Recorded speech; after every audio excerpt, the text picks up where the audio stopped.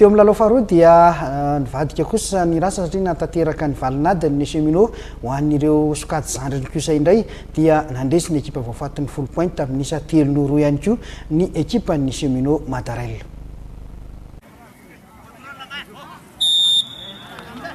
Navotan'ireo mpilalao zandriny ny voninahitry ny kluban'ny cheminot tamin'ny fivoahana tany Foulpointe ity. Teo amin'ny fihaonana faharoa izay nikatrohan'ny ekipa voafantin'ny Foulpointe manao fotsy sy ny ekipa ny cheminot manao mena, sokajy zandriny dia nivoaka mpandresy kosa indray ny ekipa ny besetroka teto.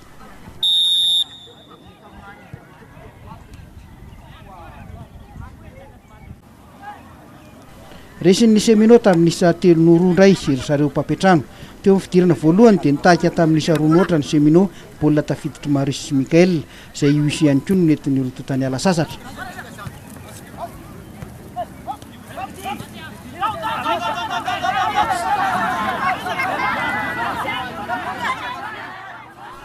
Tao anatin'ny 10 minitra fidirana faharoa dia natafiditra baolina 2-0 zareo Foulpointe izay nanasala anisy rehefa somary nitaky ny avizanana ho an'ny mpilalao ny cheminot.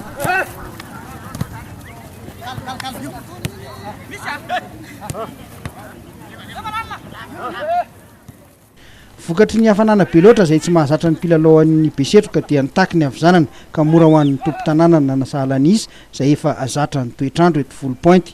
Tany amin'ny 10 minitra tsy iravana no natafiditra baolina fahatelo ny batan'ny fandresena ny cheminot tamin'ny alalan'ny baolina tafiditry kola rehefa nahazo tolotra tsara avy any amin'ny baindrika 3-2 io ny isa farany isarahana ny batan'ny cheminot ny fandresena.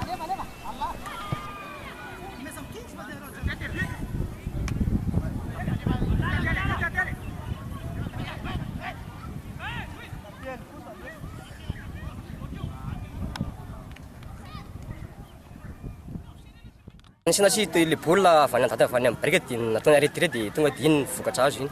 Inona zany? Nanahoana tamin'ny ankapobeny le lalao nefa ny teto Foulpointe? Nahafinaritra tsara mahafinaritra, azo fahafinaretana. Inona ny tena tombonao anareo? Tombony na fitazomam-bola sy ny tanjaka. Sorana amin'ny ombony aloha vita soma tsara iny zany. Fa ny avantagen'ny cheminot nanao tamin'le vaty Foulpointe zany tany amin'ny resaka fitazomam-bola izay nanatombo be.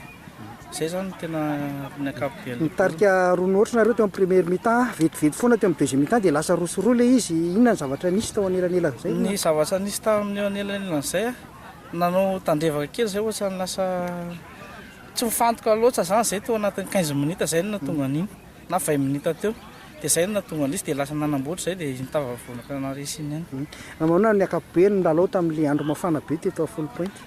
Ny amin'ny ankapobeny aloha ohatrany tsy dia zatra kely satria andro any zany somary namay kokoa no maly dia zay no tena lasy kely le bandinay. Zay no natonga an'izy. Ya, tena mahafinaritra aloha satria misy ny fifanakalozana traikefa zay keto Foulpointe koa moa zany azo lazaina hoe voametsika ny vétéran.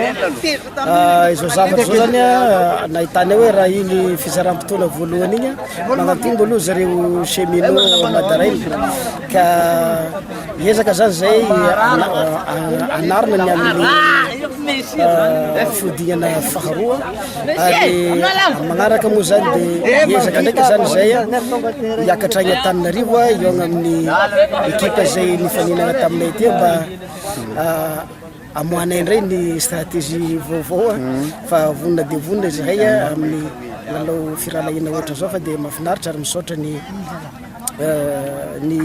cheminot Madarel nagnano déplacement aty Foulpointe mba mifampizaratra ekipa ihany koa zany eo amin'ny lafin'ny fanatanjahantena zany. Manao ahoana ny fahitanao ny tontolon'ny baolina kitra ho an'izay sokajy zokin'izay raha eto amin'ny tanànan'ny Foulpointe?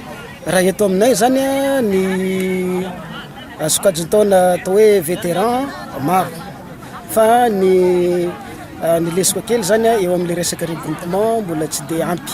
Zay mahatonga anay zany tsy dia maforana ekipa roa fa ekipa anankiray ihany fa zay zany mahatonga hoe somary manana fahasarotana kely amin'ny match faharoa fa tamin'ny match voalohany teny dia tena zakanay dia zakanay tsara mihitsy nahatonga anay mitondra le fandresena.